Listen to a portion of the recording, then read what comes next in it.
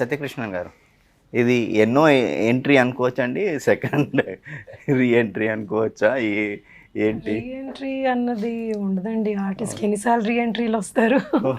So but నేను చేసిన అన్ని సినిమాల్లో ఈ సినిమా డిఫరెంట్ క్యారెక్టర్ నాకు. సో అంటే ఇంతకుముందు చేసిన క్యారెక్టర్లు అన్నీ చాలా మంచి క్యారెక్టర్లు చేసినవి కూడా ఉన్నాయి, కానీ ఈ సినిమా మటుకు ఆ క్యారెక్టర్స్లా లేదు. చాలా ఒక పవర్ఫుల్ అండ్ స్ట్రాంగ్ క్యారెక్టర్ ఇది. సో ఈ సినిమా చాలా అంటే నాకు చాలా బాగుంటుంది అని నేను హోప్ఫుల్గా ఉన్నాను. కానీ ప్రసన్న గారు ఏమో విజయశాంతి, శారద ఆ రేంజ్ ఎలివేషన్స్ ఇచ్చారు. వాళ్ళు చాలా గొప్ప నటులండి.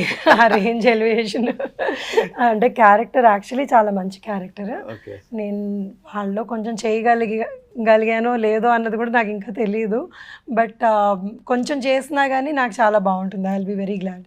ఓకే అండి, మీ వాయిస్ వింటుంటే ఇంకా చాలా క్వశ్చన్లు అడగాలనిపిస్తుంది నాకు. ఆమె వాయిస్ అంటే చాలా ఇష్టం అండి.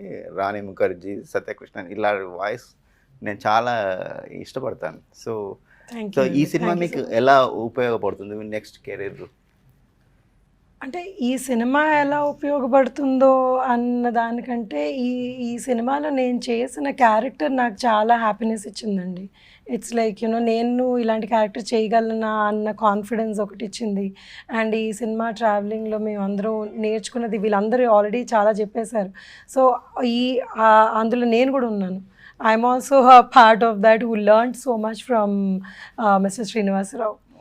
సో నేను for ever I will also be grateful. And ఆయన ఎప్పుడు ఏ సినిమా చేస్తానన్నా కానీ మేమందరం there is nobody who will say లేదు మాకు మేము రాము అని. Everybody will want to go work with him.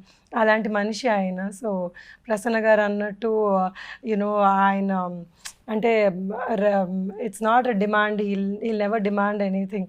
కానీ ఆయన నేచర్, ఆయన వ్యక్తిత్వం కోసం వచ్చేవాళ్ళు చాలామంది ఉంటారు. సో అది అర్థం చేసుకున్న వాళ్ళు will definitely travel with him for ever. Okay, good luck అండి. Thank you.